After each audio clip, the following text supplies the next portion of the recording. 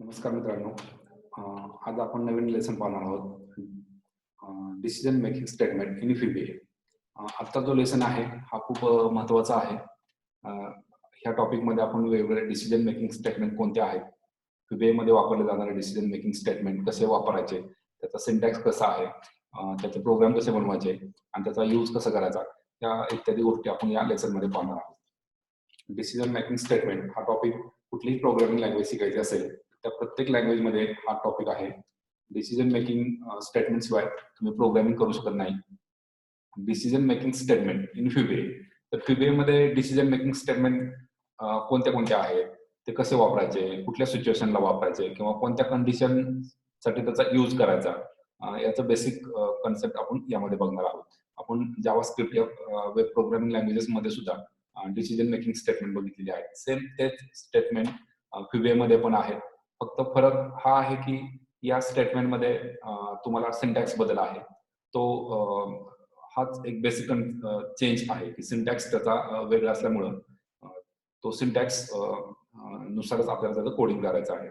तर decision making statement हे कशासाठी यूज केले जातात, तर प्रामुख्याने प्रोग्राम जो आहे त्या प्रोग्रामचा फ्लो ऑफ कंट्रोल जो आहे तो कंट्रोल चेंज करण्यासाठी आपल्याला डिसिजन मेकिंग स्टेटमेंटची गरज असते. म्हणजेच काय, तर प्रोग्राम म्हणजे काय, तर program is a set of instruction. म्हणजे प्रोग्राममध्ये अनेक वेगवेगळे स्टेटमेंट्स तुम्ही लिहिता आणि ते रन होत असतात. तर हे जे वेगवेगळे स्टेटमेंट्स आहेत त्या काही स्टेटमेंट वरती तुम्हाला पर्टिक्युलर कंडिशन येते की त्या सिच्युएशनला तुम्हाला दोन वे असतात की तिथं तुम्हाला त्या कंडिशन मध्ये तुम्हाला दोन डिसिजन घ्यावे लागतात आणि त्या वेळेस तुम्हाला कोणती ती कंडिशन चा रिझल्ट काय येईल त्याच्यावरती तुम्ही ठरवता की नक्की कोणती सिच्युएशन तुम्ही वर्क करायचं. तर ह्या ज्या अशा वेगवेगळ्या सिच्युएशन्स असतात त्या सिच्युएशन्स नुसार कंडिशन नुसार तुम्ही तो मार्ग निवडत असतात. तसं एखाद्या प्रोग्रामचं सोल्युशन फाइंड आउट केलं की त्यामध्ये सुद्धा बऱ्याच वेळा आपल्याला वेगवेगळ्या सिच्युएशन येतात आणि त्यानुसार आपण त्याचे वेगवेगळे त्याला फ्लो काढतो. तर हे जे डिसिजन मेकिंग स्टेटमेंट आहे हे हे वापरून आपलं प्रोग्रामिंग काय होणार आहे, इझिली आपण एखादा प्रॉब्लेम सॉल्व्ह करू शकतो. Actually in reality there may be a number of situations where we may have to change the order of execution of statement based on certain condition. म्हणजे काही कंडिशन वरती आपण काय करणार आहे की प्रोग्रामचा फ्लो काय आहे तो कसा चेंज करायचा आहे किंवा कोणते स्टेटमेंट एक्झिक्यूट करायचे, कोणते स्किप करायचे हे ठरवणार आहोत. तर ह्याचे काय एक्झाम्पल्स आपण बघूया आधी की एक पहिलं एक्झाम्पल आहे to decide if train is to be declare pass or fail. म्हणजे ट्रेनिंग पास आहे की फेल आहे हे आपण त्याच्या मार्कवरने ठरवणार आहोत. मग इथं आपण सिच्युएशन काय आहे की तो पास आहे की फेल आहे हे फाइंड आउट करायचं.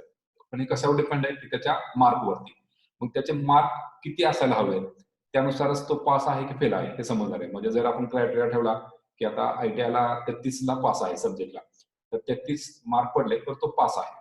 आता 33 पेक्षा कमी पडले तर फेल आहे. म्हणजे त्याचे मार्क काय आहेत आणि त्याच्यावरती हे दोन रिझल्ट डिपेंड आहेत. म्हणजे दोन स्टेटमेंट वर्क होणार आहे की तो पास आहे की फेल आहे.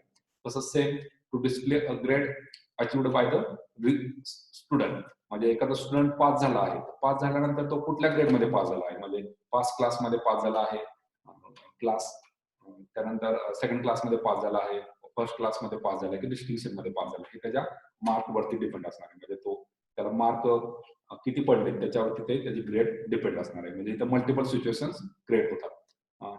त्यानंतर तिसरं एक्झाम्पल आहे accept input only of a particular data type like number. म्हणजे युजरच्या आपण इनपुट घ्यायचंय पण ते नंबरच असायला हवं. नंबरच्या व्यतिरिक्त युजरच्या आपण कुठल्याही प्रकारचे इनपुट आले नाही पाहिजे. अशा टाईपची सिच्युएशन्स क्रिएट करण्यासाठी तुम्हाला कोडिंग कसं करायचं हे तुम्ही डिसिजन मेकिंग स्टेटमेंट मध्ये पाहायचं आहे. त्यानंतर to decide if a number is prime or not. दिलेला नंबर हा प्राईम आहे की नाही हे फाइंड आउट करण्यासाठी सुद्धा तुम्हाला डिसिजन मेकिंग स्टेटमेंटची गरज पडेल. मग तिथं आपल्याला डिसिजन घ्यायचा आहे की तो प्राईम आहे की नाही. मग त्याचं लॉजिक काय आहे, ते लॉजिक आपल्याला लॉजिक वरती ते डिपेंड असणार आहे त्याचा रिझल्ट काय येतो. त्यानंतर decision to decide if a string is palindrome or not. म्हणजेच काय की एखादी स्ट्रिंग लेफ्ट साइडनी रीड केली किंवा राईट साइडनी रीड केली तर दोन्ही बाजून ती सारखीच असायला हवी.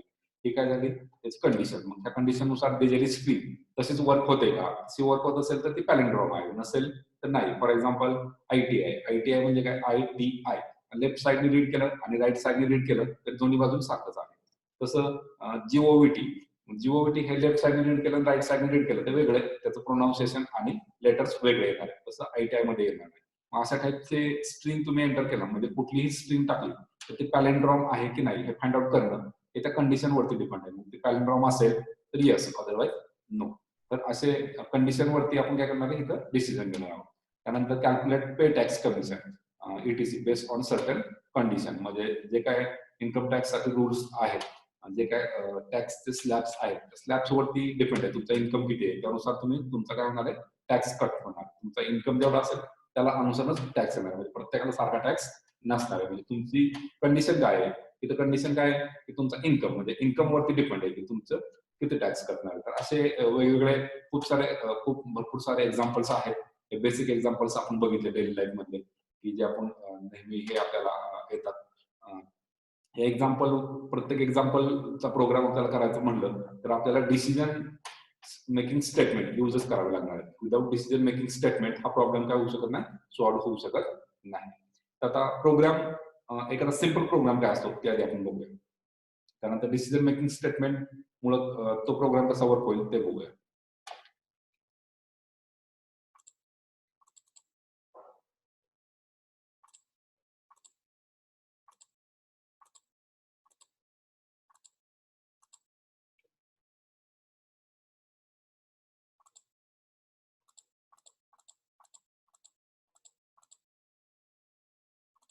सिंपल इफचा प्रोग्राम आहे. इथं दोन व्हेरिएबल डिक्लेअर केलेले आहेत एक्स आणि वाय. त्यानंतर एक्स मध्ये युजरचे आपण इनपुट घेतलेले इनपुट बॉक्स वापरून आपण इथं एक्स मध्ये एक व्हॅल्यू भरलेली आहे, त्यानंतर वाय मध्ये एक व्हॅल्यू भरलेली आहे आणि त्यानंतर इथं आपण काय केलेलं आहे, सॉरी आपल्याला एक बेसिक प्रोग्राम बघायचा होता. हा इथं 3 व्हेरिएबल डिक्लेअर केलेले आहेत A B C as integer. त्यानंतर ए मध्ये व्हॅल्यू दिलेली आहे 10, बी मध्ये व्हॅल्यू दिलेली आहे 20 आणि C equal to A plus B. म्हणजेच सी मध्ये काय केलेलं आहे ए आणि बी दोघांची बेरीज केलेली आहे आणि सी प्रिंट केलेला आहे. हा एक सिंपल प्रोग्राम आहे ऍडिशनचा, ऍडिशन ऑफ 2 व्हेरिएबल्स. या प्रोग्राम मध्ये कुठल्याही प्रकारचा डिसिजन लुपिंग काही यूज केलेलं नाही. कुठलीही कंडिशन वरती रिझल्ट डिपेंड आहे असं नाहीये. तिथं काय होणार आहे, सिंपल स्टेप बाय स्टेप काय होणार आहे, हा प्रोग्राम रन होणार आहे.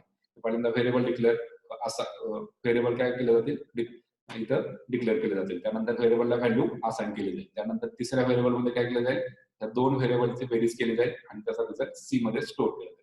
त्यानंतर सी प्रिंट केला जाईल. तिथं व्हॅल्यू काय आहे 30. म्हणजे हा प्रोग्राम मध्ये कुठेही अशी सिच्युएशन येत नाही की तिथं डिसिजन घ्यावं लागतं. पण काही असे प्रॉब्लेम असतात की त्या ठिकाणी काय करायला लागणार आपल्याला डिसिजन घ्यावं लागणार.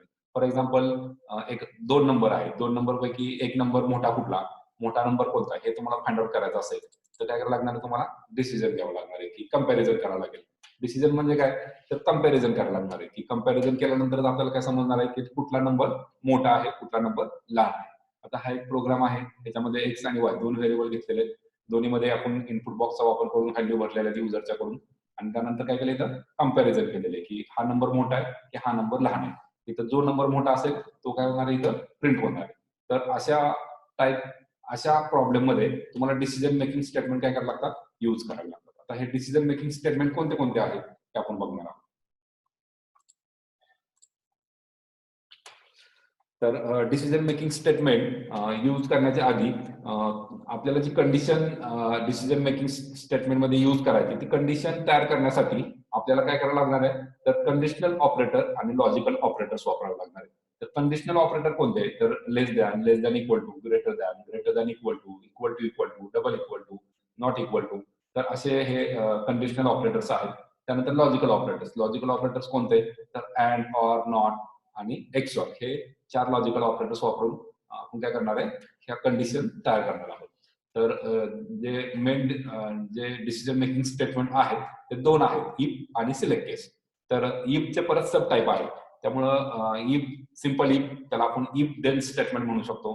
त्यानंतर इफ देन इल्स स्टेटमेंट, त्यानंतर नेस्टेड इफ आणि लॅडर इफ किंवा इल्स इफ लॅडर त्याला म्हणू शकतो आणि सिलेक्ट केस.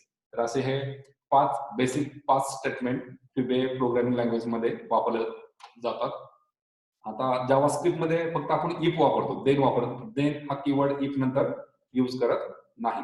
तर इथं तुम्हाला इफ नंतर देन हा कीवर्ड यूज करायचा आहे. हा एक बेसिक फरक आहे जावा स्क्रिप्ट आणि क्यूबे मधल्या इफ स्टेटमेंट मध्ये, की इफ नंतर इथं तुम्हाला देन हा कीवर्ड यूज करायचा आहे. आपण सर्वप्रथम इफ स्टेटमेंट कसं वर्क होतं हे बघूया. इफ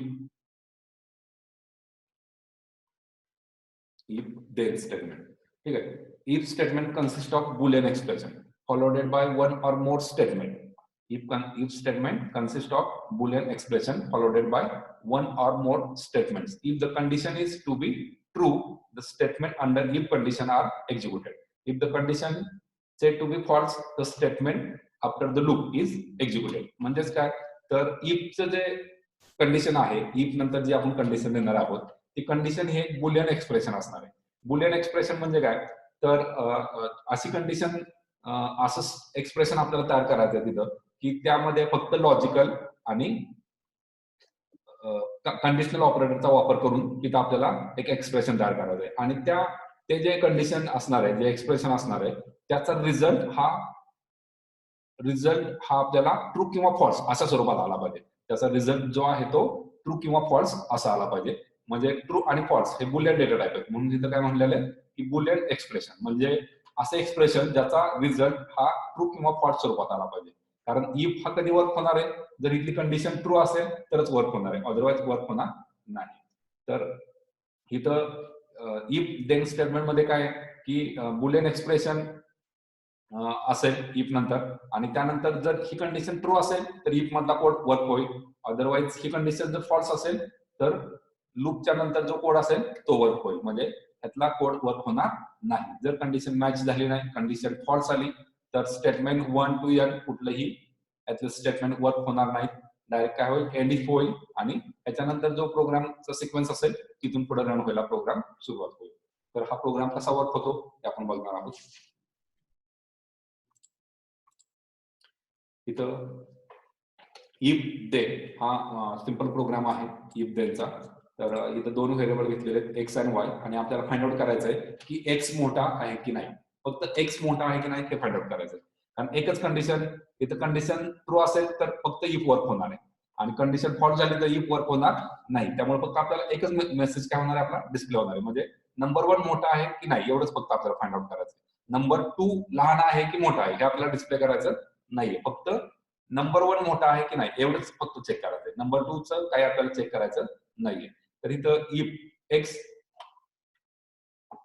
इथं एक्स मध्ये काय केलंय, दोन एक्स आणि वाय दोन व्हेरिएबल घेतले. एक्स मध्ये इनपुट बॉक्सचा वापर करून एक नंबर इन्सर्ट केला, वाय मध्ये सुद्धा इनपुट बॉक्सचा वापर करून एक नंबर युजरचा पण आपण घेतलेला आहे. त्यानंतर if X greater than Y, म्हणजे इथं कंडिशन लॉजिकल, इथं रिलेशनल ऑपरेटर, कंडिशनल ऑपरेटर जे आहे ते वापरून काय केलं, इथे आपण बुलियन एक्सप्रेशन इथं तयार केलं. आता इथं कुठलंही एक्स किंवा एक्स ग्रेटर दॅन वाय, आता रिझल्ट काय येणार आहे, तर एक्स हा जर मोठा असेल तर ट्रू येणार आहे, आणि एक्स हा लहान असेल तर काय येणार आहे, फॉल्स येणार आहे. जर एक्स मोठा असेल आणि जर ट्रू असेल तर देन मेसेज बॉक्स मधला मेसेज काय होणार आहे, प्रिंट होणार आहे. जर एक्स हा लहान असेल तर ही कंडिशन फॉल्स होणार आहे, आणि देन नंतरचा जो मेसेज बॉक्स आहे तो वर्क होणार नाही. आता हा कोड आपण काय करूया, रन करून बघूया.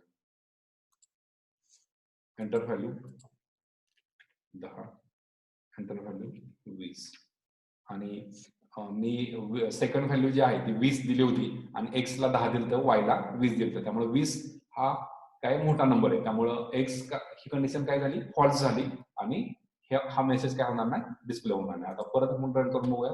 आता एक्स ला देऊया 50, नंबर 1 50, नंबर 2 20, आणि नंबर 1 मोठा असल्यामुळे काय येईल, x is greater than Y, हा मेसेज काय होईल, प्रिंट होईल. तर इथं इफ हा जो आहे तो कसा वर्क होत असतो की जर ही कंडिशन मॅच झाली तरच इफच्या बॉक्स मधले सगळे स्टेटमेंट काय होत असतात, रन होत असतात. जर इफ ही कंडिशन जर फॉल्स झाली तर इफ मधलं काही वर्क होत नाही. त्यानंतर आपण पुढच्या स्लाइड बघूया.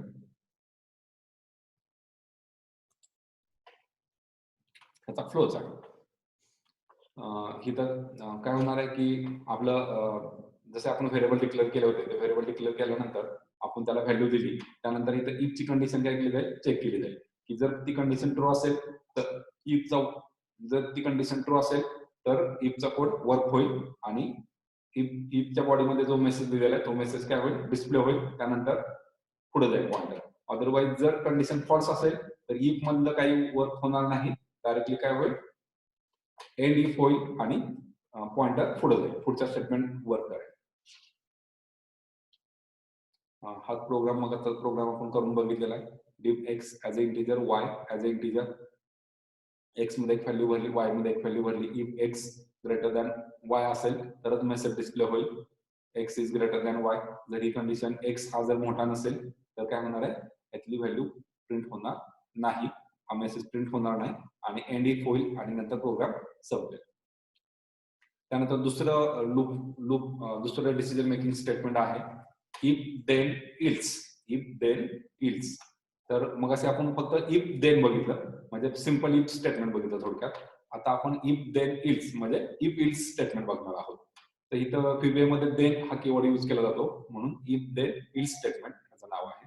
इफ देन इल्स कसं वर्क होतं, तर इफ मधली कंडिशन ट्रू झाली तर इफचा ब्लॉक वर्क होईल. जर इफ मधली कंडिशन फॉल्स झाली तर इल्स मधला ब्लॉक वर्क होईल. म्हणजे इल्स मध्ये तुम्हाला कंडिशन देण्याची गरज नाही. If the condition is said to be true, the statement under if condition are executed. If the condition is said to be false, the statement under else part is executed. आता आपण आता syntax बघूया. If boolean expression, then statement 1 to n, else statement 1 to n. म्हणजेच काय, तर इथं if नंतर इथं बुलियन एक्सप्रेशन द्यायचं ब्रॅकेटमध्ये आणि त्यानंतर देन कीवर्ड द्यायचा आहे. त्यानंतर नंबर ऑफ स्टेटमेंट तुम्ही त्यामध्ये लिहू शकता. त्यानंतर इल्स, त्यानंतर नंबर ऑफ स्टेटमेंट इल्स मध्ये घेऊ शकता. त्यानंतर एंड इफ करायचा आहे. क्यूबे जावास्क्रिप्ट मध्ये आपण इफ इल्स वापरल्यानंतर एंड इफ हे स्टेटमेंट लिहित नव्हतो, पण फ्युबे मध्ये तुम्हाला हे नेहमी लक्षात ठेवायचंय की कुठलंही इफ इल्सचं स्टेटमेंट तुम्ही यूज केलं तर तुम्हाला एंड इफ करणं गरजेचं आहे. म्हणजे ते स्टेटमेंट इफ तुम्हाला क्लोज करणं गरजेचं आहे, त्यानंतरच पॉइंटर पुढे जाणार आहे. आता ह्याचा आपण फ्लो चार्ट बघूया. कंडिशन, इथं इफची कंडिशन चेक केली जाईल. कंडिशन जर ट्रू असेल तर इफचा कोड रन होईल, म्हणजे statement 1 to n green colour मध्ये काय होतील, रन होतील. जर इफची कंडिशन फॉल्स असेल तर काय होणार आहे, इल्सचं स्टेटमेंट वर्क होणार आहे. इल्स मधले हे लेव्हेंडर कलर मधले जे स्टेटमेंट आहेत, स्टेटमेंट 1 to स्टेटमेंट n, हे काय होणार आहे, त्या कलर मध्ये स्टेटमेंट वर्क होणार आहे. आता ही जी कंडिशन आहे ती बुलियन एक्सप्रेशन, मग असे सुद्धा सांगितलं की बुलियन एक्सप्रेशन म्हणजे काय, तर असं एक्सप्रेशन आपल्याला इथं कंडिशन द्यायची आहे की त्याचा ते लिहित असताना आपल्याला लॉजिकल आणि रिलेशनल ऑपरेटर वापरायचे. असं का करायचंय, कारण असं केल्यामुळं त्याचा जो रिझल्ट येणार आहे तो ट्रू किंवा फॉल्स अशा स्वरूपात येणार आहे. जर तुम्ही इथं इफ ए अधिक बी केलं तर त्याची ती काय होणार आहे, बेरीज होणार आहे. ट्रू किंवा फॉल्स अशा स्वरूपात रिझल्ट येणार नाही. त्यामुळे इथं बुलियन एक्सप्रेशन हा कीवर्ड्स वापर, हा स्टेटमेंट, वर्ड्स मी इथं बुलियन एक्सप्रेशन असं वापरलेलं आहे की इथलं जे कंडिशन तुम्ही लिहिणार आहात इथं लॉजिक, तर ते त्याचा रिझल्ट हा ट्रू किंवा फॉल्स असाच आला पाहिजे. जर तिथं ट्रू रिझल्ट आला तर इफ वर्क होईल, फॉल्स रिझल्ट आला तर इल्स वर्क होईल. आता आपण काय करूया, त्याचा प्रोग्रामिंग बघूया इफ देन इल्सचा.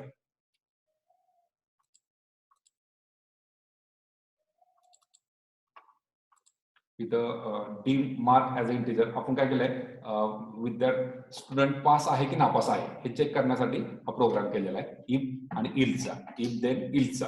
की जर तो त्याला आपण एक कंडिशन दिली की एवढे मार्क पडले तर तो पास, त्याच्यापेक्षा कमी असतील तर तो नापास. म्हणजे दोन्ही मेसेज प्रिंट झाले पाहिजे की तो पास आहे की नापास आहे. मग पास कधी असेल, जर कंडिशन मॅच झाली तर पास, आपण जी कंडिशन देतोय त्यानुसार. जर कंडिशन मॅच नाही झाली तर तो काय होईल, फेल होईल. म्हणजे आता इथं आपण काय केलंय, एक टेस्ट हा सब रुटीन घेतलेला आहे. D mark as a integer घेतलेला आहे, म्हणजे मार्क हे इंटिजर स्वरूपात ऍक्सेप्ट करतोय आपण. मार्क मध्ये युजरचा कोणी इनपुट बॉक्सचा वापर करून काय केलंय, मार्क मध्ये व्हॅल्यू इन्सर्ट करून घेतलेली आहे. त्यानंतर ते जे मार्क आहेत, युअर मार्क अँड मार्क, हे मार्क काय केलेत आपण, प्रिंट केलेत. म्हणजे युजरने जे मार्क भरलेत ते एकदा परत प्रिंट केलेले आहेत. त्यानंतर इथं कंडिशन टाकलेली आहे मार्क लेस दॅन 33, म्हणजेच आपल्याला 33 पेक्षा कमी मार्क पडले असतील तर सॉरी ट्राय अगेन. जर 33 पेक्षा मार्क कमी असतील तर इफची कंडिशन काय होणार आहे, ट्रू होणार आहे. त्यामुळं ही जर कंडिशन ट्रू झाली तर इफचं स्टेटमेंट काय होणार आहे, वर्क होणार आहे. इफची जी बॉडी आहे, इफ नंतर देन नंतर जे स्टेटमेंट तुम्ही लिहिले ते काय होणार आहे, वर्क होणार आहे. Debug dot print sorry try again. म्हणजे इथं जर मार्क कमी पडले तर सॉरी ट्राय अगेन, आणि जर मार्क हे 33 पेक्षा जास्त असतील, 33 पेक्षा जास्त असतील तर इल्स वर्क होणार आहे. म्हणजे कंडिशन काय होणार आहे, फॉल्स होणार आहे. मार्क हे 33 पेक्षा जास्त झाले तर तिथं कंडिशन फॉल्स होणार आहे, कारण मार्क हे लहान आहेत. तिथं आपण कम्पेअर करतोय की मार्क हे लहान पाहिजे, तिथं हे ऑपरेटर वापरले लेस दॅन, म्हणजे मार्क हे कमी पाहिजे. जर कमी असतील तर फेल म्हणून येईल, म्हणजे सॉरी ट्राय अगेन, परत टेस्ट द्या. आणि मार्क जर जास्त झाले तर इल्स हे कंडिशन फॉल्स होईल आणि इल्स मध्ये येईल debug dot print congratulations you have pass the test. म्हणजे इथं आपण जे कंडिशन दिली आहे ते मार्क कमी असण्याची कंडिशन दिली आहे, म्हणजे 33 पेक्षा मार्क कमी पाहिजे अशी कंडिशन दिली आहे. जर ही कंडिशन बरोबर मॅच झाली, 33 पेक्षा कमी मार्क या व्हेरिएबल मध्ये असतील तर सॉरी ट्राय अगेन मेसेज येईल. तर 33 पेक्षा जास्त मार्क आले तर congratulation you have pass the test. हा प्रोग्राम आपण काय करूया, रन करून बघूया. Enter your mark. मी 55 मार्क दिले. इथं your mark are 55. Congratulations you have pass the test असा मेसेज आलेला आहे. कारण इथं रिझल्ट टेस्ट काय झाली, इथं मार्क 55 हे 33 पेक्षा काय आहेत, मोठे आहेत. म्हणजे ही कंडिशन काय झाली, फॉल्स झाली. इथं कंडिशन काय दिले, 55 हे 33 पेक्षा लहान आहेत असा त्याचा मिनिंग झाला.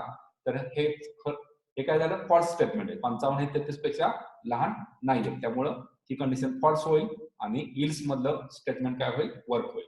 कारण इफ देन इल्स मध्ये जर इफ ची कंडिशन ट्रू असेल तरच इफचं स्टेटमेंट वर्क होणार आहे. इफ ची कंडिशन फॉल्स असेल तर इफचं स्टेटमेंट वर्क होणार नाही.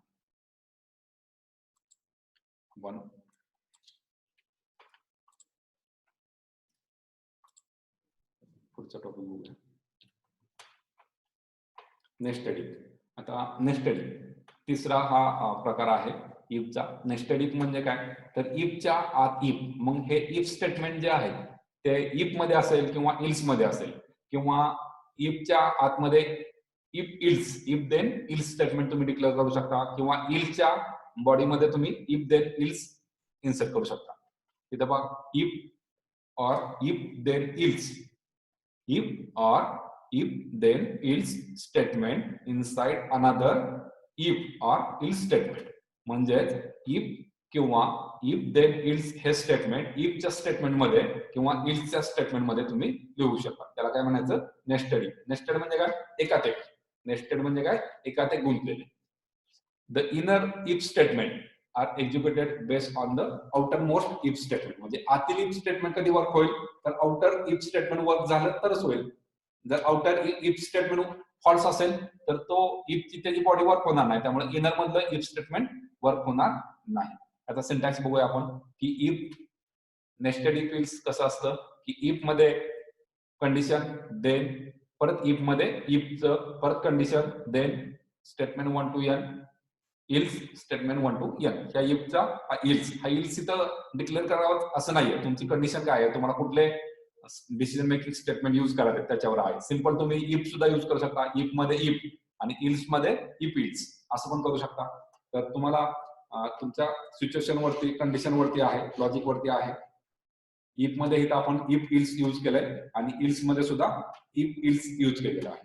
तर हे वर्क कसं होईल, तर जर इफ ची कंडिशन ट्रू झाली तर हे ट्रू झालं तर परत त्याच्या देन बॉडीमध्ये येईल आणि परत एकदा कंडिशन चेक केली जाईल. इथली एक कंडिशन दिली जाईल, ती कंडिशन सुद्धा ट्रू असेल तर स्टेटमेंट 1 to n काय होतील, वर्क होतील. जर ही कंडिशन फॉल्स झाली तर ही इल्स वर्क होईल, स्टेटमेंट 1 to n काय होतील, प्रिंट होतील. पण जर ही पहिली इफची जो आउटर इफ आहे तो जर फॉल्स झाला, म्हणजे बुलियन एक्सप्रेशनचा रिझल्ट जर फॉल्स आला तर हे स्टेटमेंट वर्क होणार नाही. त्याच्याऐवजी काय वर्क होतील, इल्स मधले स्टेटमेंट वर्क होतील. मग इल्स मध्ये आल्यानंतर परत इफ काय केलं जाईल, चेक केलं जाईल की इफ बुलियन एक्सप्रेशन चेक केलं जाईल, ट्रू आहे की फॉल्स. जर ट्रू असेल तर statement 1 to statement n print work केलं जाईल. जर नसेल, जर हे इफ फॉल्स असेल तर इल्स वर्क केला जाईल. याचा आपण एक कोड बघूया, एक्झाम्पल बघूया. की आपण याचा एक्झाम्पल बघूया की 3 नंबर आपल्याला घ्यायचे, 3 नंबर काय करायचे, घ्यायचे आणि 3 नंबर काय करायचे आपल्याला चेक करायचे की हे जे नंबर आहेत ते ह्या 3 नंबर पैकी मोठा नंबर कुठला आहे हे आपल्याला बघायचं आहे. आता 3 नंबर आपण घेतले आणि त्यातला मोठा नंबर कुठला आहे हे जर आपल्याला बघायचं असेल तर काय करायला लागेल आपल्याला, सुरुवातीला की पहिला नंबर काय करायला लागेल, दुसरा आणि तिसऱ्या नंबरशी कम्पेअर करायला लागेल. त्यानंतर परत दुसरा नंबर पहिला आणि तिसऱ्याशी कम्पेअर करायला लागेल. त्यानंतर परत तिसरा नंबर पहिला नंबर आणि दुसऱ्या नंबरशी काय करायला लागेल, कम्पेअर करायला लागेल. आणि हे सगळं कम्पेअर केल्यानंतर मग ठरवलं जाईल की कुठला नंबर मोठा आहे. म्हणजे किती वेळा तुम्हाला कम्पॅरिझन करायचं आहे, 6 वेळा कम्पॅरिझन करायचं. पहिला नंबर दुसरा तिसऱ्याशी, दुसरा नंबर पहिला दुसऱ्याशी आणि तिसरा नंबर पहिला आणि दुसऱ्याशी, असं 6 वेळा तुम्हाला काय करायचंय, कम्पॅरिझन करावं लागेल. आता हे 6 वेळा कम्पॅरिझन करण्यापेक्षा तुम्ही नेस्टेड इफ इल्सचा वापर करून कमीत कमी कम्पॅरिझन मध्ये हा कोड काय करू शकता, लिहू शकता. तर हे करण्यासाठी तुम्हाला नेस्टेड इफ एल्स कसं वापरायचं हे बघूया आपण. एक सब रुटीन घेतले टेस्ट डीम ए पर्सेंटेज, डीम बी पर्सेंटेज, डीम सी पर्सेंटेज. आता इथं पर्सेंटेजचा मिनिंग काय घ्यायचा, हा सफिक्स आहे. पर्सेंटेज सफिक्स कशासाठी वापरला जातो, तर इंटिजर डिक्लेरेशन करण्यासाठी. म्हणजे ए हा इंटिजर टाईपचा व्हेरिएबल आहे. त्यानंतर ए बी सी मध्ये व्हॅल्यू भरल्या, 3 व्हॅल्यू ऍक्सेप्ट केल्या युजरच्या पण आपण, आणि ज्या व्हॅल्यू असतील त्या व्हॅल्यूच्या कंडिशन वरती डिपेंड असणार आहे की कुठलं स्टेटमेंट आता वर्क होणार आहे. तर स्टेटमेंट किती दिलेत, number 1 is greater, number 3 is greater, number 2 is greater, number 3 is greater. म्हणजे नंबर 3 काय केलंय, डबल इथं दिलेलं आहे. सगळ्यात पहिल्यांदा आपण काय करायचं, नंबर 1, आता 3 नंबर आहेत आपल्याला कंपॅरिझन करायचं आहे. मग पहिल्यांदा आपण काय करणार, नंबर 1 2 आणि 3 से कम्पेअर करणार. मग इथं 2 ए ग्रेटर दॅन बी से कम्पेअर केला. जर ए हा बी पेक्षा मोठा असेल, ओके आहे का मोठा आहे, समजा हा मोठा आहे, तर परत आपण काय केलं, इफ मध्ये गेलो आणि काय केलं, परत ए परत सी सी कम्पेअर केला, म्हणजे तिसऱ्याशी कम्पेअर केला. जर ए हा बी बरोबर कम्पेअर करून मोठा आढळला आणि ह्याचा रिझल्ट ट्रू आला, तर परत एकदा चेक केलं जाईल ए हा सी पेक्षा मोठा आहे. जर असेल तर इथं काय केलं जाईल, number 1 is greater. Message box मध्ये काय येईल, नंबर 1 इज ग्रेटर. जर ए हा बी पेक्षा मोठा आहे पण सी पेक्षा मोठा नसेल तर सी मोठा झाला, मग सी हा ए पेक्षा मोठा आहे याचा अर्थ बी पेक्षा सुद्धा मोठा आहे. म्हणजे काय झालं, नंबर 3 इज ग्रेटर. म्हणजे जर पहिली कंडिशन ट्रू आली तर परत एकदा कंडिशन चेक करायची, ती कंडिशन ट्रू झाली तर नंबर 1 इज ग्रेटर. जर ही कंडिशन फॉल्स झाली 2 नंबरची, याचा अर्थ काय, नंबर 3 हा मोठा असणार आहे. जर समजा पहिलीच कंडिशन फॉल्स झाली, नंबर 1 हा नंबर 2 पेक्षा मोठा नाहीये, तर मग काय करायला लागेल, नंबर 2 पेक्षा मोठा नाही याचा अर्थ नंबर 2 मोठा आहे. मग नंबर 2 काय करायला लागेल, परत ही कंडिशन फॉल्स झाली, ह्याच्यातले कुठलेही हे स्टेटमेंट वर्क होणार नाही. आता नंबर 2 मोठा आहे, मग काय होईल, ही कंडिशन फॉल्स आणि पॉइंटर कुठे येईल, इल्स वरती. इल्स मध्ये कुठे कंडिशन दिले का, नाहीये. पण आपल्याला परत अजून एकदा चेक करायचंय, नंबर 2 मोठा आहे पण नंबर 3 बरोबर कम्पेअर केला का बी, इथं ए आणि बी मोठा असेल तर इथं फॉल्स होईल, आणि बी परत सी बरोबर कम्पेअर झाले का, इथं नाही झालेला. मग काय करायचं, इल्स मध्ये परत नेस्टेड इफ इल्स वापरायचं आणि बी सी बरोबर कम्पेअर करायचं. बी सी बरोबर कम्पेअर केल्यानंतर जर बी मोठा असेल तर इथं बी मोठा म्हणून प्रिंट होईल. जर बी हा सी पेक्षा मोठा नसेल तर, आणि सी बी पेक्षा मोठा असेल तर सी बी पेक्षा मोठा आहे, आणि वरच्या कंडिशन मध्ये बी ए पेक्षा मोठा आहे, याचा अर्थ सी बी आणि ए पेक्षा काय मोठा आहे. म्हणून ही कंडिशन फॉल्स झाली तर हा इल्स वर्क होईल आणि नंबर 3 इज ग्रेटर असा मेसेज काय होईल, प्रिंट होईल. आता प्रोग्राम आपण रन करून बघूया. नंबर ए आपण 10 व्हॅल्यू दिली, नंबर बी 50 व्हॅल्यू दिली आणि नंबर सी 40 व्हॅल्यू दिली. आता 10, 50 आणि 40 याचा अर्थ नंबर बी मोठा आहे, नंबर 2 इज ग्रेटर. परत एकदा रन करूया. 10, 20 आणि 30, नंबर 3 इज ग्रेटर. 3 नंबरची आपण व्हॅल्यू जास्त दिली होती. आता ए ला व्हॅल्यू मोठी देऊन बघूया. 55, 45, 35 आणि नंबर 1 इज ग्रेटर. म्हणजे तुमचा जो नंबर मोठा असणार आहे तीच व्हॅल्यू काय होणार आहे, इथं ऍक्सेप्ट केली जाणार आहे.